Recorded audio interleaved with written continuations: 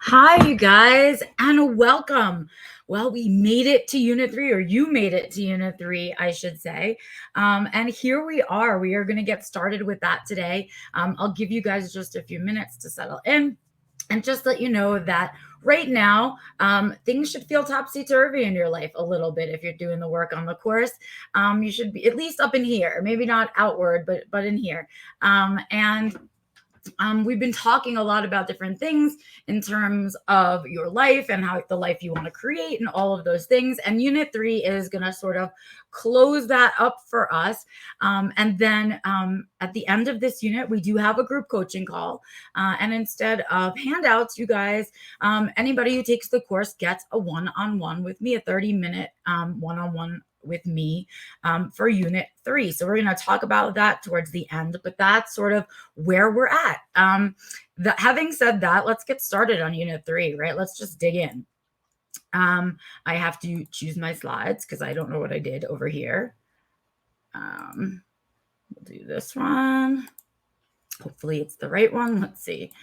We'll check maybe. Yes, it is the right one. Excellent.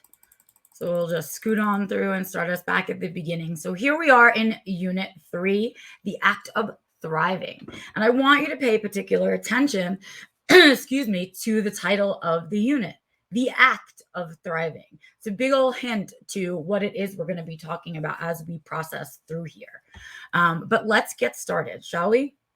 So here we are. We've entered Unit 3. And when you begin to put together the things in Unit 1 and Unit 2, and you begin to connect those ideas and thoughts, you have a moment. We all have a moment. It's different for all of us, but it feels a little bit like this picture.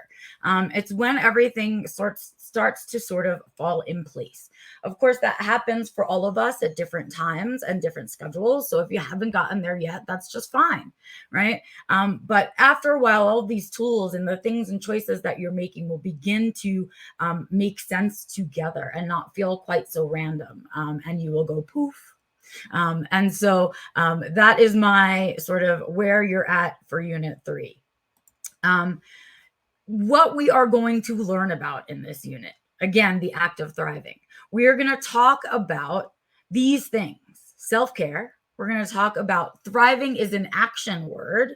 We're going to talk about resilience, my perfect t-shirt for today, right? And we're going to talk about staying in your lane and the importance of staying in your lane. And we're going to talk about those four things today. But what I want you to notice about it is that thriving is an action word. So why do I say this? Well, let's get into it and talk about it, shall we? All right. So to begin, thriving is not a destination, right? It's not as though you can live your life and one day, honk, honk, there you are, you've arrived at thriving, right? It doesn't happen that way. You have to be an active participant in your thriving, meaning you need to take part in your life in an active way in order to create a thriving life, right? Okay. So what is thriving then? Well, everyone, thriving is an action word, right? When we think of the word thriving, right, or you picture it, or I picture it, I guess, that is the picture that I see, right? It is a beautiful, fresh, sprouted plant taking in the sunshine and just living its best plant life, right? To me, that is thriving. But what we know about plants is that they're actively involved in their thriving, right? They turn to face the sun, right? Their roots grow to seek out the water, and their leaves get bigger to take in more sun, and they flower to make more plants, right? So they are very actively involved in their thriving. It's not a sedate thing that they are doing when they are becoming a thriving plant. And what I want you to also notice are these cute little pigeons on the side. What I like about them is their little definition here. So what are other words for thriving, right? Like thesaurus, that stuff. What is thriving? Well, here are the other words for thriving: flourishing, prospering, booming, prosperous, successful, blooming, roaring, palmy, healthy, lush, right? None of those words are an action word. They're all action words. right? That's the idea that we want to get to, is that if you are not actively making choices in your life, you cannot create a thriving life, right? If you are just sort of sitting back and letting other people make decisions for you, or not making decisions and therefore having decisions made for you, right? You are not in a thriving place. You're definitely in a survival place. And the goal of the course is to move us to here. And that means getting off your butt, right? And actually doing something about it, right? So how do I do that, Becca? How do I act thriving, right? How do I do things? Well, here are some ideas of activities or things that help you to live a thriving life. Here are places and ways in your life where you can begin the thriving, right? So happiness and a thriving life isn't a destination. It's a daily practice, right? And that daily practice takes you putting them into action, right? These are some of the practices that you can do on a daily or weekly basis that, for your mental health and for your creation of a thriving life, right? They are really helpful stepping stones. So, to begin mindful living, we've talked about that, right? Being in the present, right? And making choices about how we feel in the now so that we can affect change in the future, right? We've talked about practicing the pause. And for this, it takes on a different set of meanings, right? We literally want to practice the pause when we're in conversations and we need the time to think of answers and to process, right? In the same way, we need to practice the pause when we need to process about decision making, right? So if you're not sure, don't take a good guess. Take a moment, pause, think about it, weigh your pros and cons, do some actions around what would help you to make better decisions, right? Spoon management. It's another big one, right? Understanding where you spend your spoons versus where you want to spend your spoons is really important. And how many spoons each activity takes is also an important thing, right? And again, we're going to talk about more of these, right? But morning and night routines, manifesting and vision boards, mastering resilience, which we're going to talk about, and self care. These activities, these 7 things, right? If we make them a daily practice, help us to create a thriving life. Okay. Here's what I mean when I talk about morning and night routine. So that's one of the ones on that list. I talk about them and people kind of, whatever. Okay, yeah, I have a routine. Okay, but what I want you to think about is the conscious creation of that routine. And I say that because I'm not a morning person. I'm not a morning person. I never had a morning routine. My morning routine was get up, hope for the best, open your eyeballs, right? That's sort of like what I had going on for me. But I don't want to be in that place in my life. I don't want to be so passive and let my life happen to me. I want to affect change, right? And so I needed to make some changes. And that meant taking advantage of mornings, being more conscious about how I use my mornings. And the same thing with night routines, same idea, right? I was somebody who kind of had a night routine, sort of my favorite time of day. So it was always sort of hard to choose how to spend my night and what to do with my night. So creating morning and night routines became important. Here's why. Well, they keep you mentally well. When you put things on your morning routines and your night routines that are about caring for yourself and keeping your life structured and keeping you well, that keeps you mentally well, right? When you feel good out in here, right? You feel good in here, right? And that's the idea. So, and it gives you sort of structure to your day and night, right? It sort of lets you know this is me officially starting my day with my morning routine. And this is me officially closing my night, right? It sets the tone for your day and the next day. So if you wake up in the morning and your first few thoughts are, I don't want to be here, I don't want to wake up, I don't want to do what I have to do today, right? You're setting the tone for your day. Your day is going to stink because there you are setting the tone, right? Whereas instead, if you wake up and you say, I'm not going to look at my phones and my emails, because who finds good emails first thing in the morning? Nobody, right? And I'm not going to attach myself to the outside world yet. I'm going to open my eyes and do the things I need to do for myself until I feel awake. And then I will tackle the outside world, right? And it helps you to start your day with that mentality, right? And the things that you do in that morning routine also help set that tone. Same thing for the nighttime. What you do in your nighttime routine sets the tone for going to sleep and how you will wake up the next morning. If you go to sleep saying to yourself, I don't want to wake up tomorrow, right? That's how you're going to feel when you wake up tomorrow. So, what are we doing in those key pockets of the day that we could be doing to help ourselves? That regardless of whether we have a routine or not, those times are passing. So, let's take advantage of them, right? It helps with sleep, right? And better sleep means better productivity. Better sleep means feeling better. Feeling better means feeling better in here, right? It's all connected in that way, right? It also helps improve mood because shockingly, when you take care of yourself guaranteed at least twice a day, right, you're not so cranky. When you sleep better, you're not so cranky, right? And when you feel mentally well, again, not so cranky. Again, it also reduces stress and mental fatigue because they're the touchstones of your day, the touchstones throughout it, right? Okay, so why? Why do we need these and how do we make use of them? Well, here we go, right? This used to be my daily routine, that little meme, but here's what I want a daily routine to look for you guys, right? Look like for you, right? I wanted to begin my day with purpose, and I want you to begin your day with purpose. That should be your focus. You wake up, you have a whole day ahead of you. You want to begin your day with purpose, even if that purpose is to rest and relax. If your purpose for that day is to rest and relax, get to it, right? You want to rest and relax to the fullest and do it well, right?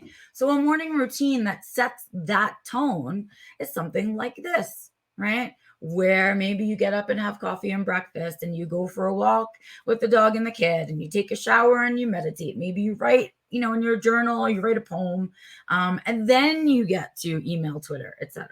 Right? And I picked this example for you guys because I like the little drawings and I really liked that it's supposed to be handwritten, right? Because there's nothing like a handwritten note to really say to yourself, these are the things I need to remember, right? And similarly, we want to end our day with gratitude. So that's the focus is I create a morning routine to begin my day with purpose. I create a nighttime routine to end my day with gratitude because I want those things there. I want to take advantage of my day and then I want to reflect on my day and think about all of the amazing things that happened because I was purposeful, right? Okay. And this is a little example of an ideal night routine, right? I don't like the word ideal because I think it's very personal, right? You're making a personal routine, but turn on the do not disturb on my phone, eat a healthy dinner, go for a walk, all of these things, right? Catch up on TV. If we do not make time for these things that are important to us and that are part of our overall mental health on a regular basis, we're in trouble. And these basic things are really important to our mental health, right? On there because they are not written or made by autistics. We're missing like alone time and we're missing special interest time and we're missing a few other things in there, some stimming, right? But that's the idea is that at these two really key points in your day, you should be checking in with yourself because that helps you stay mindful, right? While we're walking, while we're having our coffee, while we're not letting the outside world invade, we should be checking in with ourselves, right? So beginning our day with purpose, ending our day with gratitude, right? Here's another one of my little tools and tricks because that's what I want you to have to use. So I want you to think of us as sort of creating a toolbox. That's what we're doing for you. And we kind of talked about in Unit 1 the tools that you might need because of some of the issues that might be happening. In Unit 2, I gave you some tools to be using to begin to get yourself started on creating this life. And right here in unit 3, what I'm giving you are the tools to manage the life that you create, the tools to ensure the survival of the life that you create, right? And all of those things, and the tools you need when the life that you've created needs to make a shift, right? That's sort of where we're at, right? Okay, so here's another tool for the long-term toolbox, the F word, or picking your theme. The F word came about for me because I decided that resolutions don't work, right? They just don't. I even felt picky. Sorry, I even felt silly picking them because I knew I couldn't really stick to them, and it felt so silly. It was like this weird rule that I would choose for myself. And then if I didn't do it well, I'd be hard on myself. It just never went well. So what I decided to do was I decided to um, pick a theme instead for the year. A theme of something that I wanted to work on throughout the year, a theme of something that I wanted more of in my life throughout the year. And so I did. And the very first one that I did was forgiveness. I realized in my life that I needed to really begin to forgive a lot of people in my life, including myself, for a lot of things that I didn't have control over, a lot of things that went on before I knew better and could do better. Right. And so that was my very first F word. And I wanted to choose something important to me that I had to work on, something that was a challenge. I did. I worked on a lot of things having to do with forgiveness. And what I found was that because forgiveness is an action word, it worked really well as a theme toward thriving, which is also an action word. And so I began to think about this word as my themes needed to be an action word. They needed to be something that would keep me moving, and that when I face challenges, I could say, well, I don't know how to handle this challenge. Well, my word for this year is forgiveness. So, how can I look at this challenge through a lens of forgiveness? What can I do here? Right. And there were lessons to be learned, and there are ones that surprised me. And that's the best part about picking a theme that's really important to you, is that it has to make sense to you, and it has to ring true for you. Right. So let's start thinking about that idea of picking a theme. It need not be an F word. You can pick any word that you want. It can even be a few words if you want it to be, but it's your theme, and it needs to be an action oriented theme. That's what we're looking to do.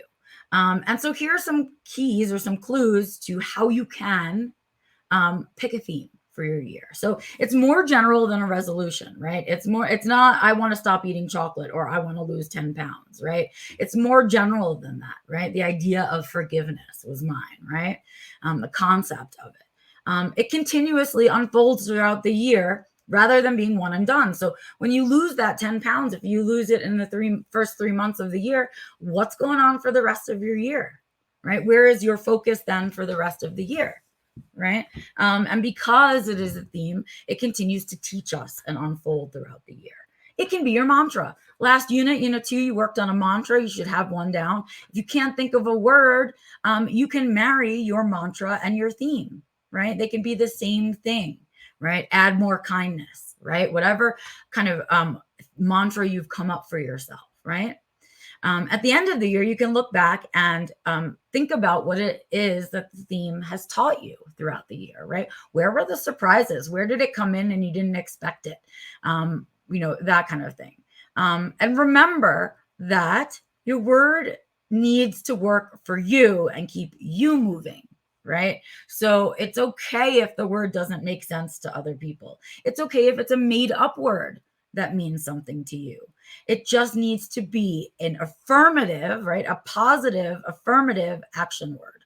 That's what we need to keep doing, right? And that's how we pick a theme, right? And here's another little meme that helps you. How do you choose the word of the year? These are some of the questions you can be asking yourself, right? Things you can be paying attention to clue you in about what it is that your theme needs to be for this year and next year and the year after and all of that, right? I personally do a bracelet, right? I am not a I don't get paid or advertised for this, but I go to the little store. It's called My Intent Bracelets, and they print a word for you on a little piece of metal that you wear all year, and you tie it on your wrist, and it doesn't come off, and you shower with it and the whole thing. And it's always there to remind me when I'm feeling challenged what my word is and how can I return to that word if I need to get through this challenge. How can I help myself? Right. So that's another thing you can do. Manifest that shit. This is my next tool. Okay. Manifestations feels a little kooky. Sometimes people talk about it and it's a little woo woo and out there. But what I want you to remember about manifestation is that it is literally the law of attraction. Literally, right? The way that like begets like, the way that the input we put in is the input we put out. Here it is again. Again, you guys, the law of attraction, like begets like. This is an action. It's an action, right? Like begetting like is an, we're all involved in this movement, this energy. Do you understand? And what you put out there is what you get back. So manifestation is just another way to look at that law of attraction. Another way to say, if I focus my energies on the things that I want to create, they will come to be, right? That's the idea. Be the energy you want to create more of. That is the goal through all of these things, right? And by being the energy you want to create more of, you attract more of that energy because like begets like, and suddenly you're manifesting those friendships, manifesting that bubble that you want to build, manifesting the employment circles you want, manifest, right? You see, because the people that you want to attract are attracted to the energy you put out. And if you put out sort of the right bait energy, you attract that stuff, right? I want you to think about it. And when we visualize it and we think about it, I want us to visualize and think about it with all the details. Write notes to yourself, make drawings, do vision boards. There's any number of things you can do to begin to visualize it with all the details. Get specific, right?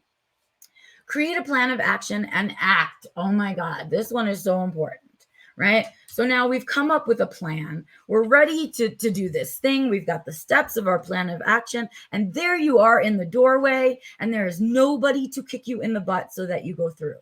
You must act. You must begin. You must be the first domino, right? You must begin the action. And so that you can have all the best plans in all of the world, but if you yourself don't take action, right? If you don't do that, none of your plans are coming to be. Nothing's changing. Promise. I can promise you that that is the result, right? Stay positive to create positive. Again, this idea of law of attraction, input, output, right? Like begets like. Right? If you stay positive and you're looking for the gratitudes and you're trying to stay in a positive frame of mind, right? You create positive, which attracts positive, which makes you feel positive. It's just you're wanting to break the cycle of negative energy, right? So if we stay positive, we create positive, which attracts positive, right? And this is where I say the thing that, Lord, every time I say it, I feel silly. Have an attitude of gratitude, but it's so true. I cannot even tell you how true it is. When you can find the things that you are grateful for, even in your most challenging days and weeks, right? You can push through. It is the thing that motivates you through the tough times. If you do not look for the good things that happened while the bad was happening, right, at the same time, it becomes very demotivating. And the easiest way to get motivated again is to find the things you have to be grateful for. If that's for being grateful for snuggling your cat or a scented candle when you needed it, so be it. That's a gratitude. That's how we stay in that positive frame of mind, right? That doesn't mean that we don't have shitty days and we don't feel bad some days and we're not angry or sad or experience negative emotions. What I'm saying to you is, in order to spin through those negative emotions, we need to begin by looking for the small things we have to be grateful for, all of them, right? Okay. Moving on. The concept of vision boards. I love the concept of vision boards because they are tangible, right? It's something that you create, right, with your own hands, with your own time, in which you are can be nothing but in the moment and mindful as you create, right? And here are the other reasons why, right? It makes your visualization tangible, right? By that I mean, when you create a vision board, it becomes a physical thing that you can look at, that you can make copies of and put all over your house, right? And so when you have all these ideas in your head of all the specifics and details that we're visualizing for manifestation, we need a place to dump them, a place to have a reminder, a place for all of that stuff to exist. And it makes it real. It makes those dreams and goals real when we create something tangible like a vision board. It creates space for the details, right? Where you can put this is the house I want to live in. It should look kind of like this on a property like this, and I want this color front door, right? You need a space for all those details to go, and these are a great space for you to see all of your details together, right, in one place. The act of creating it affirms your action plan. As you are creating a vision board, you are saying, yes, this is part of the plan. Yes, this is part of the plan. This, right? It affirms those plans. It can help break inertia. If you're feeling stuck about where to start on your dreams, hopes, and goals, if you are feeling stuck in the middle of them somewhere, doing something creative is the way to get unstuck. And something creative that is also in alignment with the goal you're chasing is a vision board, right? It's like this brilliant, easy way to be creative, start moving, get out of that inertia, start getting excited and motivated again. Vision boards can act as a daily reminder of your goals, right? You can put them anywhere in your bathroom mirror. You can put them. I sometimes people put them in. I forgot what that thing is called, like to block the sun blocker, I guess thing, in your car, right on the other side of it. Places where you know you will see it inside your closet door, right? Can make as many as you need, as many as you want. You can change them up and make them new whenever you need, right? And they act as this daily visual reminder. Making them creates joy. It is the one thing that we seek more and more as human beings is pure joy. And in order to create joy, you have to be a participant in it. So you sort of, the action of making a vision board by proxy creates joy. Looking at your dream creates joy, right? And the last thing, my reminder about vision boards always is no rules, right? There's no rules about making a vision board. There's no right or wrong way to do it. You can do it like it's pictured here with magazine cutouts. You could do it on Canva using graphic design tools. You can do it with photographs. You can do it with paintings, drawings, anything you need to do, right? It doesn't have to be in any one particular way, right? All right, moving on. This concept is so important. I want to state it and I want you to understand it right now and here. Self-care is not selfish, right? It's been said over and over and over again. Here is the typical meme. You can't pour from an empty cup. Take care of yourself first, right? If you do not take care of yourself, just like on an airplane, and put that oxygen mask on you first, you cannot help everybody else. So in fact, self-care is the least selfish thing you can do. When you take care of yourself, you become a better person and more able to help other people, right? So let's think about that. Our self-care should be the first thing we use our spoons for, right? The first thing or the first area in which we drop our energy, right? Self-care is a necessity and should be a priority to everyone. I'm going to say that again. Self-care is a necessity. It's not optional. You can't kind of take care of yourself. You can't not take care of yourself today, but do it tomorrow, kind of, right? It's not an option. If you don't take care of yourself, you're going to die.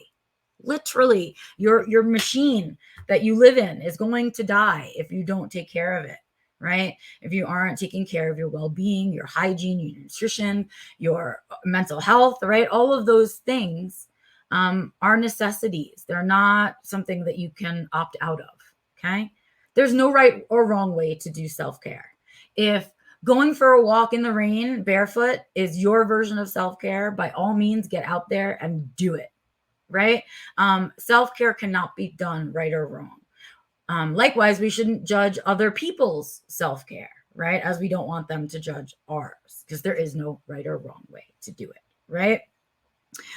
Increasing self-knowledge, aka your triggers and recharges. When you increase self-care and you are taking care of yourself, you learn a ton about yourself, a ton about what things set you off, what things make you feel better, what things energize you, what things drain you, right? And that increased self-knowledge means making better choices, right?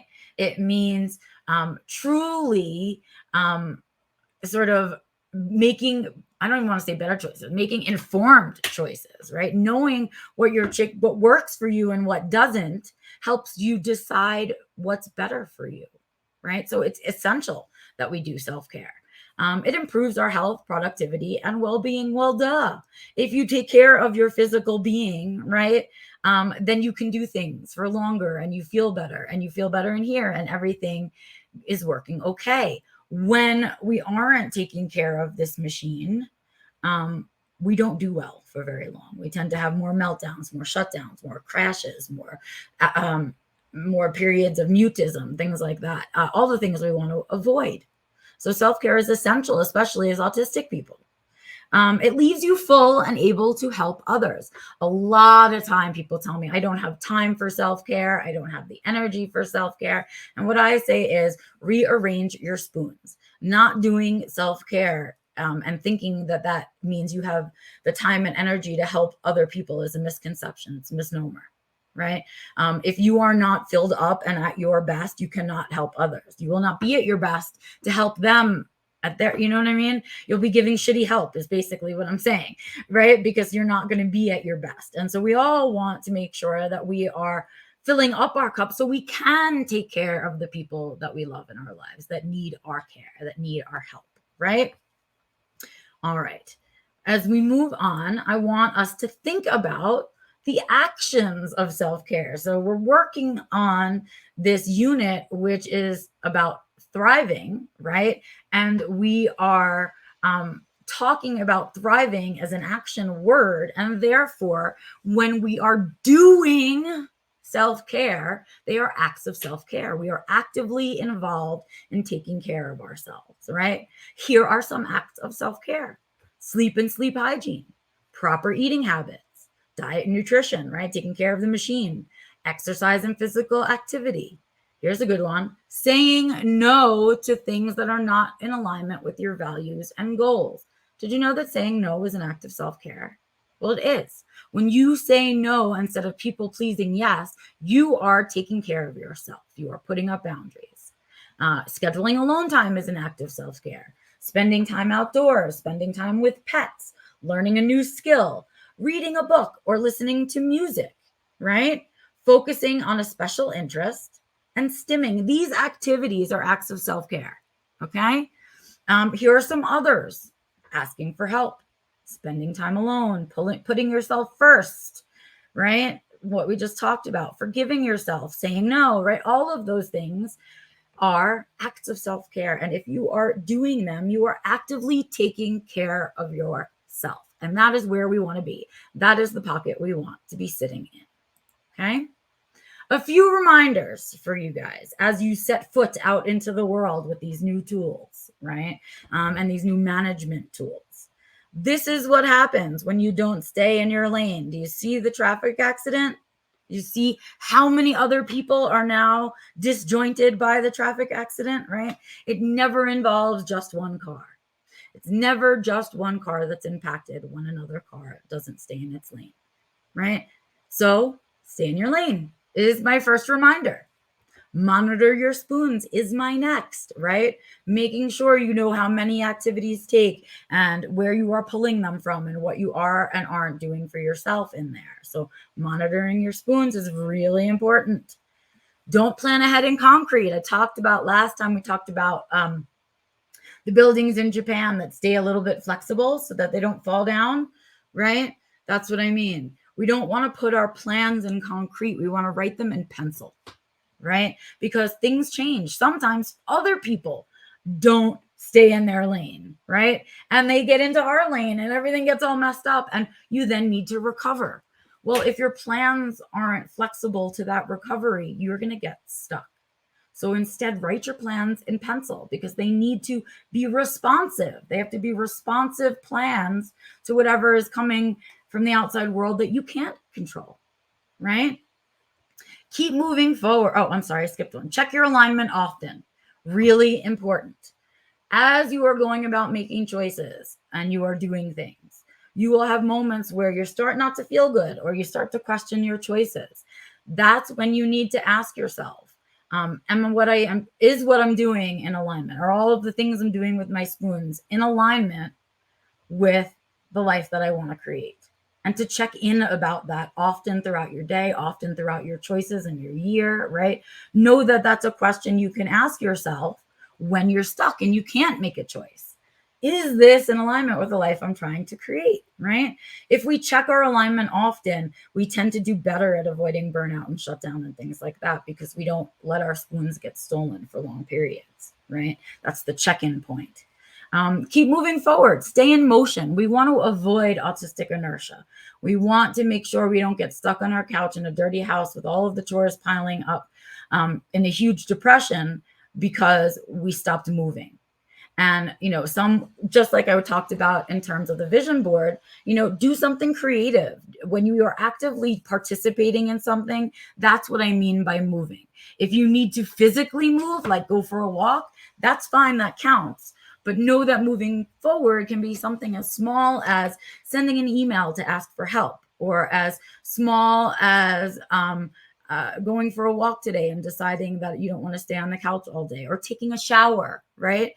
That's how small the activities can be that keep you in motion. They don't need to be grandiose gestures, right?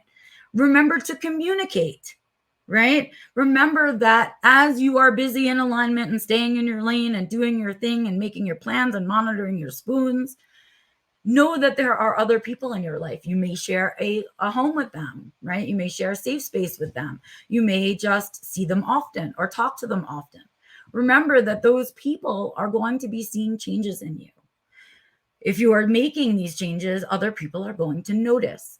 And they are going to think it's personal, right? They're not going to realize that it's not just about them, that you're not just treating them differently, you're doing everything differently. And the way to let people know they are welcome to come along the journey with you is to communicate with them and let them know where you're at, right? These are the things I'm working on. This is what I'm changing. If you notice this, if you notice that, if you have issues with the way that I'm doing new things, please talk to me, right? But keeping that open line of communication and letting people in to know that are close to you, that will be impacted by the changes that you're making, that it's not personal, that you're doing it for you, and that it really has very little to do with them, right? Next up, resilience, my favorite, resilient as fuck. Again, I wear it like a badge that I earned, right? I didn't choose to have to become a resilient person. I didn't choose the adversity that I faced that made me resilient. But it came to me anyway. And what I got from it is the gift of resilience, right?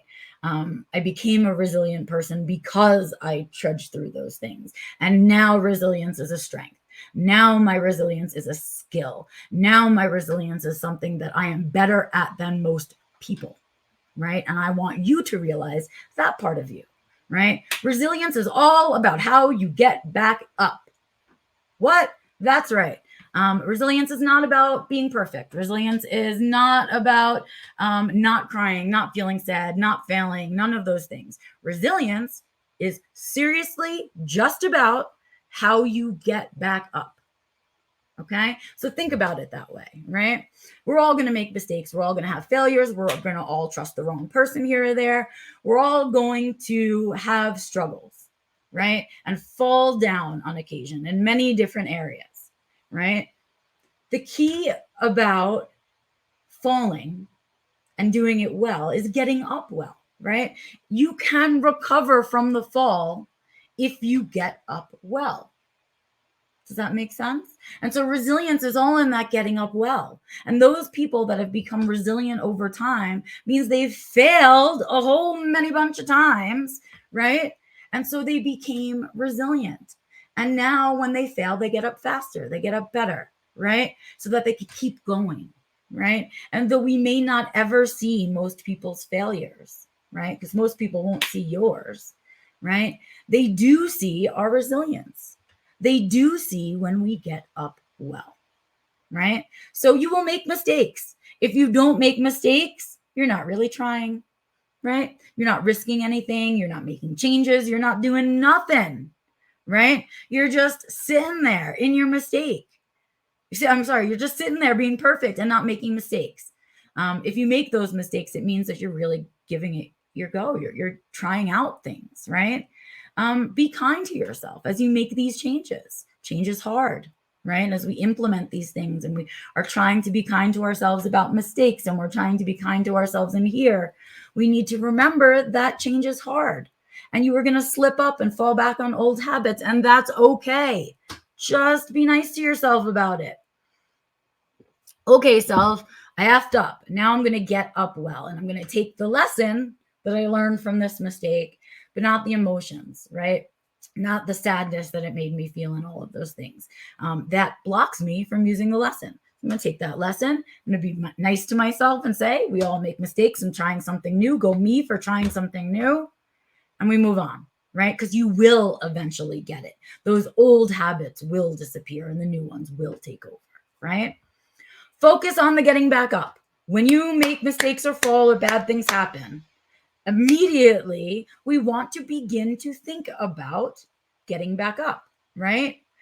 We want to feel those emotions and then we want to get up well. We want to take the lessons with us, leave the emotions, and move forward, right? We want to get up with class, with, feeling good about the way we get back up. In other words, we want to get up without shame or judgment. Do not judge yourself for your mistake. Do not judge yourself for your wrongness, for your fall, for your slip, for your mistrust, whatever it was. We don't get to judge ourselves about that, right? It happened, and now we get to say, okay, I learned that lesson, and I'm going to take that with me, right? That's it. There's no judgment in that. There's like, this happened. I'm going to take, this is the lesson it taught me. I'm taking it with me. Goodbye, right? Otherwise, we get stuck in the past and we live in depression land, which I've already warned you guys about, right? Not a good choice. Getting up and trying again makes it that much better when you do get there. I know that sounds silly, but if you ever played a video game and you're like, I just want to beat this level, and you've been playing it for days or hours or months or whatever it is, and you finally do it, you finally beat that level, right? How good does that feel? It feels so amazing.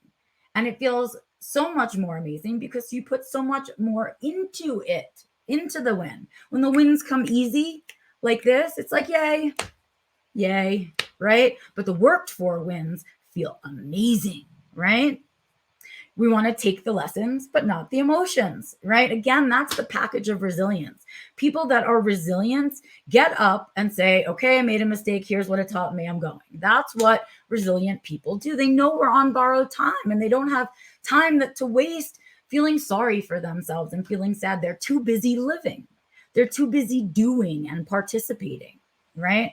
And they do that by taking the lessons, but not getting sucked in by the emotions, right?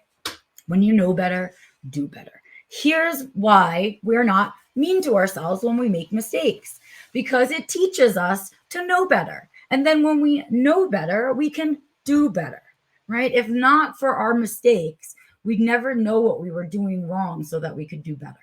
And the goal is to learn as much as you can so you can do the best you can, right? But you don't get mad at third grade you for not knowing calculus, right? Third grade you didn't know any better. It's like a ridiculous thing to imagine that you should somehow punish yourself for non-knowledge, right? So when you know better, we do better, right? All right.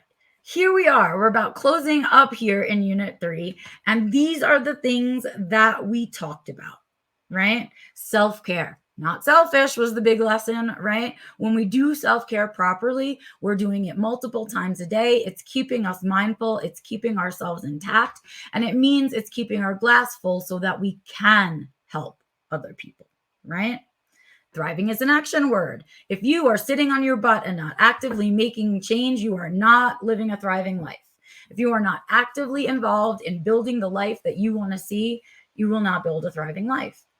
Thriving is an action word. You got to get in there and get dirty with it. You must, right? You must take action, however small they need to be for you, so that they're edible and bite-sized, digestible, right? I want you to remember, though, that you must stay in motion. Otherwise, you're not participating in the creation of your thriving life, right? And it's just going to stay the same. Resilience. Did I not just go on and on about resilience and how much I love resilience? Why? I didn't love the process of gaining my resilience, but I sure as shit love the resilient person that I have become. Resilience is a strength that I have over a lot of people. And someone who hasn't had any hardship certainly doesn't know how to get up well because they haven't fallen enough. Well, I've fallen so many darn times that I know how to get up better than anybody, right? And that means that I'm an expert at resilience, and that makes me a stronger person. It gives me a strength, right? A skill. And I want us to start thinking about that resilience and how important it is not to stay in the mistake, but to get up well, right? Lastly, we talked about staying in your lane. As you are checking on yourself and you're working on yourself and you're driving down the highway of thriving, right? We want to make sure we're staying in alignment with the choices that we're making, right? If I get off at this exit, is that in alignment with the choices that I want to make? Is it in alignment with the life that I want to create? Let me think about that, right? As we're driving along the highway, what speed do we want to go? How fast do we feel like driving? All of those things are decisions we need to make about our car. Do we want to take somebody with us, right? All of that is about what we do when we're staying in our lane, right? The moment we begin to compare ourselves to the other cars on the highway of thriving, right, we go into another lane, right? They teach you in driving school, if you wherever you drive where you look, they say, right? So if you want to make sure you're driving straight, don't be looking over here, right? And it's the same idea with stay in your lane in personal development and for your life. Just stay here. If somebody needs you, they'll honk, right? Somebody will let you know. But certainly, most certainly, keep your eyes on the road. We don't want to be looking over there, right? When we do that, that's when we trip and fall. That's when things happen, right? And so we always want to be correcting ourselves and looking forward, right? And so that's the ideas. Those are the real big juicy bits that I've got for you here in Unit 3. And these are the tools that, as you create this life that is a thriving life for you by your standards, right? We want to make sure that we are doing maintenance and taking care of it along the way, because things change. And when things change, I mean, outside there, things you can't control, not the things you're working on in here, but the outside world. And you can't control how that all rolls out. You can't control the weather. You can't control what someone wants to eat. You can't control if they get sick. You can't control all of these things, right?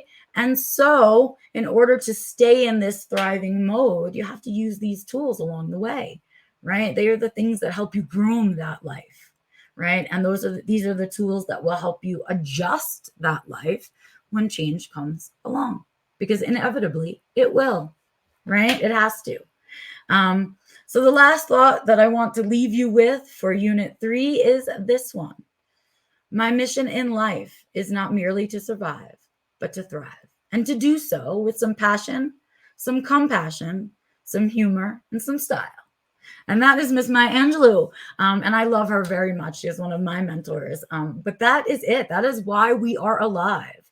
We are alive on this planet, not to survive and make it through, but to thrive and build a world that we love, right? A world that we're passionate about, in which we show compassion for each other, in which we learn to laugh, and we learn our own personal identity, right? And that's really what life is about, autistic or not.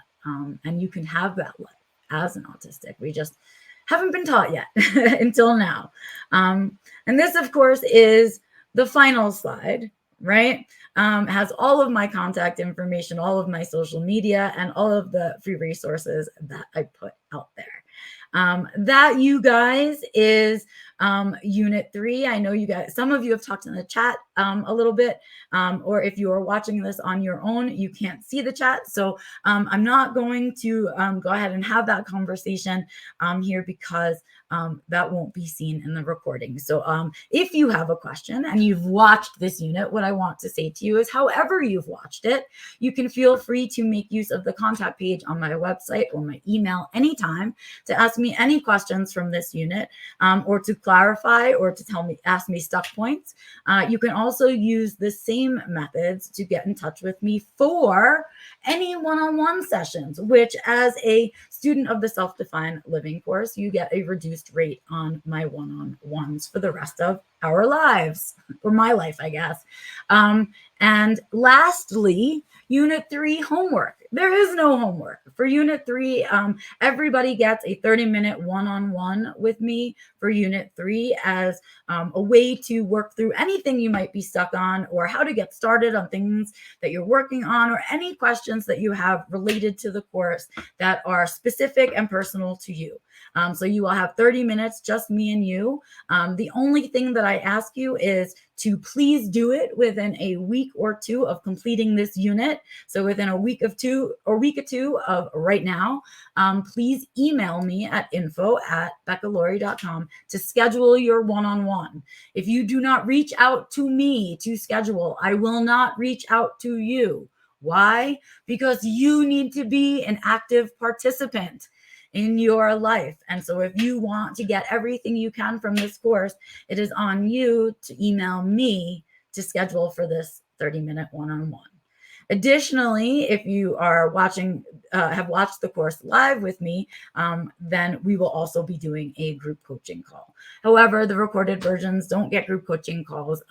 And so I say ignore that part. But you can, however, please schedule your one-on-one with me via email. And of course, anytime going forward that you feel like you need to reach out to me, you get a discounted rate on one-on-one sessions with me.